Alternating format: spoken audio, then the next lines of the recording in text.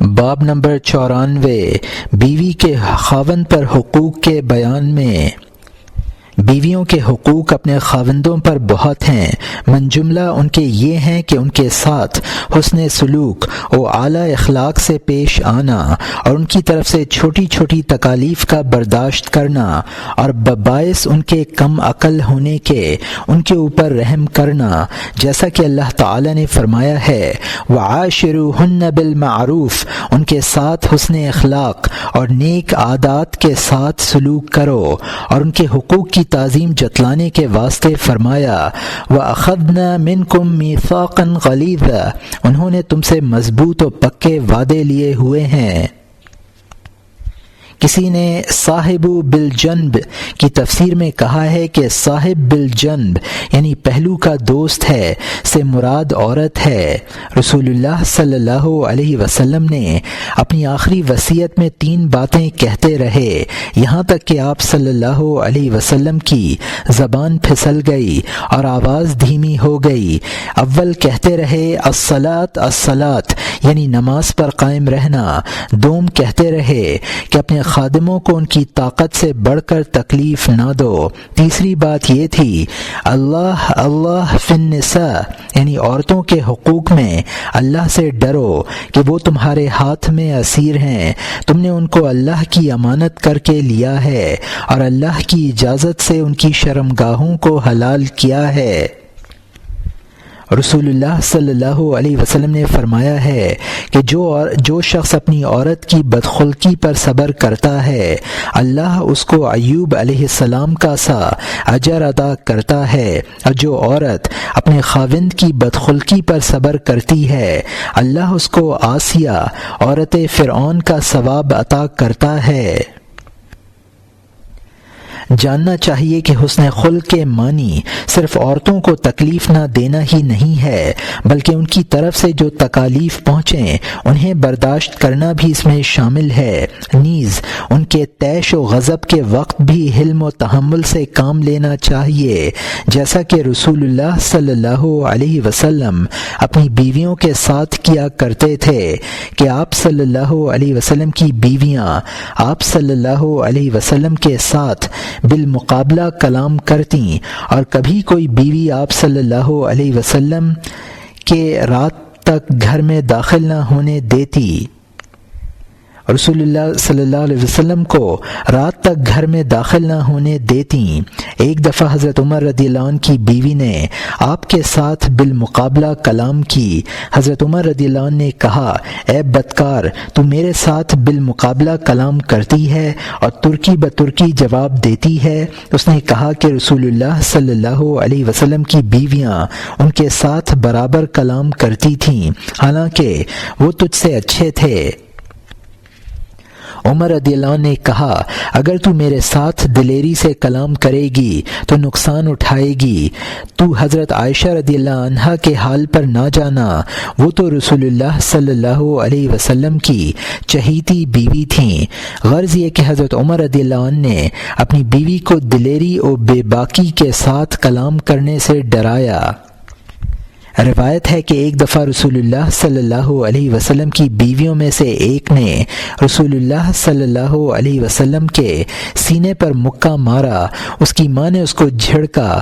رسول اللہ صلی اللہ علیہ وسلم نے کہا جانے دو، کچھ نہ کہو کہ یہ میرے ساتھ اس سے بھی زیادہ کرتی ہیں۔ ایک دفعہ رسول اللہ صلی اللہ علیہ وسلم اور حضرت عائشہ رضی اللہ عنہا کے درمیان کوئی جھگڑا ہو پڑا، یہاں تک کہ دونوں نے اس کے تصفیے کے واسطے حضرت ابو بکر صدیق رضی اللہ عنہ کو اپنا حکم مقرر کیا کہ گواہی لے کر فیصلہ کر دیں۔ رسول اللہ صلی اللہ علیہ وسلم نے عائشہ رضی اللہ عنہا سے کہا کہ پہلے تم بولو گی یا میں بولوں؟ عائشہ رضی اللہ عنہا نے کہا آپ بولیں مگر سچ بولیں بولیں۔ اس پر ابو بکر رضی اللہ عنہ نے عائشہ رضی اللہ عنہا کے منہ پر ایک ایسا تماچا مارا کہ اس کا منہ خون آلودہ ہو گیا، اور عائشہ رضی اللہ عنہا کو کہا، اے اپنے نفس کی دشمن، کیا رسول اللہ صلی اللہ علیہ وسلم جھوٹ بولیں گے؟ پس عائشہ رضی اللہ عنہا نے رسول اللہ صلی اللہ علیہ وسلم کے پاس پناہ لی اور آپ صلی اللہ علیہ وسلم کے پیٹھ کے پیچھے بیٹھ گئیں۔ رسول اللہ صلی اللہ علیہ وسلم نے ابو بکر رضی اللہ عنہ کو کہا، ہم نے آپ کو اس واسطے نہیں بلایا تھا اور ہم آپ سے یہ کام نہیں لینا چاہتے تھے۔ ایک دفعہ حضرت عائشہ صدیقہ رضی اللہ عنہا نے غصے میں آ کر رسول اللہ صلی اللہ علیہ وسلم کو کہہ دیا کہ کیا آپ وہی ہیں جو دعویٰ کرتے ہیں کہ اللہ کے نبی ہیں؟ رسول اللہ صلی اللہ علیہ وسلم مسکرائے اور اس بات کو از روئے حلم و کرم کے برداشت کیا۔ رسول اللہ صلی اللہ علیہ وسلم حضرت عائشہ صدیقہ رضی اللہ عنہا کو کہا کرتے تھے کہ میں تمہارے غصے اور رضامندی کے اوقات کو پہچانتا ہوں۔ انہوں نے کہا، آپ کس طرح شناخت کرتے ہیں؟ فرمایا کہ جب تم راضی ہوا کرتی ہو تو لا و الہ محمد یعنی محمد کے خدا کی قسم کہتی ہو، اور جب خفا ہوا کرتی ہو تو لا و الہ ابراہیم کہا کرتی ہو، یعنی غضب کی حالت میں میرا نام لینا چھوڑ دیتی ہو۔ عائشہ رضی اللہ عنہا نے کہا، آپ نے سچ کہا ہے، بے شک میں اس وقت آپ کا نام چھوڑ دیتی ہوں۔ کہتے ہیں کہ پہلی محبت جو اسلام میں واقع ہوئی وہ رسول اللہ صلی اللہ علیہ وسلم کی محبت حضرت عائشہ رضی اللہ عنہا کے ساتھ تھی۔ رسول اللہ صلی اللہ علیہ وسلم اپنی بیویوں کو کہا کرتے تھے کہ مجھے عائشہ کے بارے میں دکھ نہ دو، بخدا مجھے اس کے گھر کے سوا تمہارے کسی کے گھر میں وحی نازل نہیں ہوئی۔ انس رضی اللہ عنہ سے روایت ہے کہ رسول اللہ صلی اللہ علیہ وسلم عورتوں اور بچوں پر سب لوگوں سے زیادہ مہربان تھے۔ حقوق زوجیت میں سے ایک یہ بھی ہے کہ ان کی تکالیف برداشت کرنے کے علاوہ ان کے ساتھ ہنسی و مذاق اور کھیل کود بھی کرے، کیونکہ یہ باتیں عورتوں کے دل کو خوش کرتی ہیں۔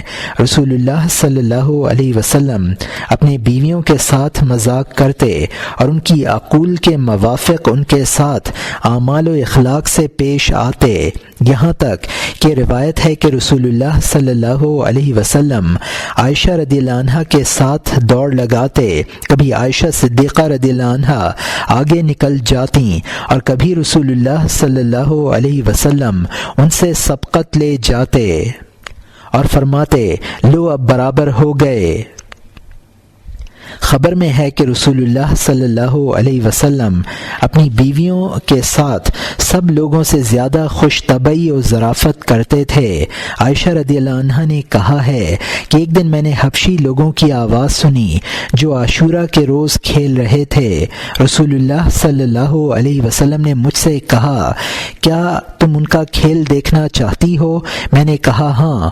پس آپ صلی اللہ علیہ وسلم نے ان کو بلایا اور کھیلنے کا حکم دیا، اور رسول اللہ صلی اللہ علیہ وسلم دو دروازوں کے درمیان کھڑے ہو گئے اور اپنی ہتھیلی ایک دروازے پر رکھ دی اور اپنا ہاتھ دراز کیا اور میری تھوڑی اپنے ہاتھ پر رکھ لی اور وہ کھیلنے لگے اور میں دیکھتی تھی۔ رسول اللہ صلی اللہ علیہ وسلم فرماتے تھے کہ اب کافی ہے؟ کہتی تھی چپ رہیں۔ 2-3 دفعہ اس طرح ہوا، پھر آپ صلی اللہ علیہ وسلم نے فرمایا، اے عائشہ اب بس ہے؟ میں نے کہا ہاں۔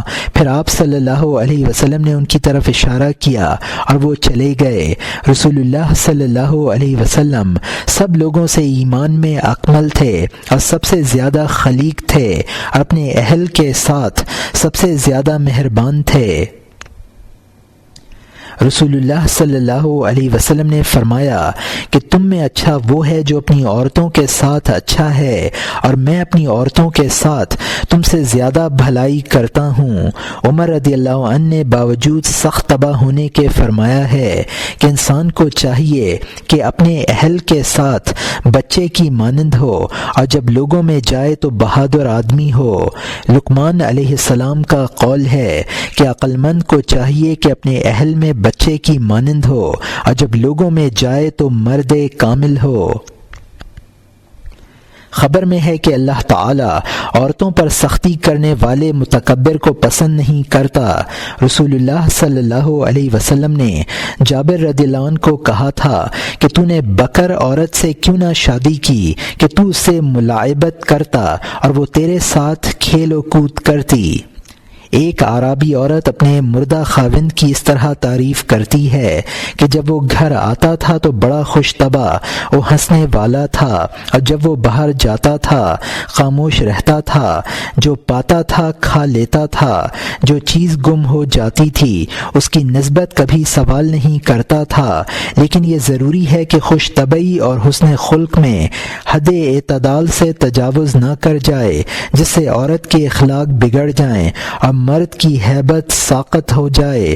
پس حد اعتدال کو ہاتھ سے نہ دے، اپنی ہیبت کو زائل نہ کرے، اور عورت کو دلیر و بے باک نہ بنائے، بلکہ اس سے کوئی حرکت خلاف شرع سرزد ہو تو اس پر ناراضگی ظاہر کرے اور اس کو جھڑکے اور روکے۔ حسن نے کہا ہے کہ جو شخص اپنی عورت کی خواہشات کی تابع داری کرتا ہے اور اس کو دوزخ میں سرنگوں گراتا ہے۔ حضرت عمر رضی اللہ عنہ کا قول ہے کہ عورتوں کی مخالفت کرو کہ ان کی مخالفت میں برکت ہے۔ کسی نے کہا ہے کہ ان سے مشورہ کرو اور ان کی مخالفت کرو۔ رسول اللہ صلی اللہ علیہ وسلم نے کہا ہے کہ لعنت ہے عورت کے غلام پر جو اس کی خواہشات غیر ضروریہ میں تابع داری کراتا ہے، گویا وہ اس کا غلام ہے، اور لعنت ہے اس واسطے کہ خدا نے تو مرد کو عورت کا مالک بنایا تھا اور اس نے عورت کو مالک بنا دیا اور معاملہ برعکس کر دیا اور شیطان کی اطاعت کی، جیسا کہ اس نے کہا تھا کہ مردوں کو حکم دوں گا پس وہ فطرت الہی کو بدل دیں گے۔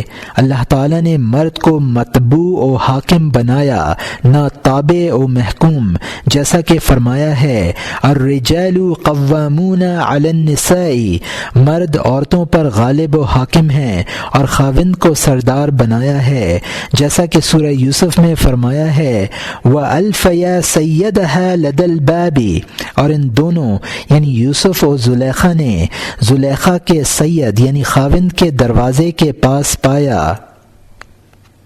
پس جب سردار تابع ہو گیا تو معاملہ برعکس ہو گیا اور فطرت الہی تبدیل ہو گئی اور شیطان کا قول ٹھک ہو گیا۔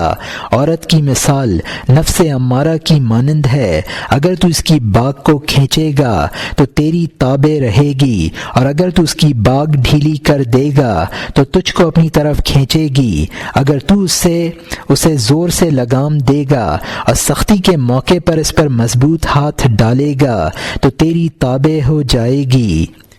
امام شافعی رحمۃ اللہ علیہ کا قول ہے 3 چیزیں ایسی ہیں کہ اگر تو ان کی عزت کرے تو تجھے ذلیل کریں، اور اگر تو ان کی اہانت کرے تو تیری عزت بڑھے۔ پہلی عورت، دوسرا خادم، تیسرا شریر بدماش، یعنی اگر تو ان کے ساتھ نرمی کرے اور سختی کو کام میں نہ لائے تو یہ نتیجہ پیدا ہو۔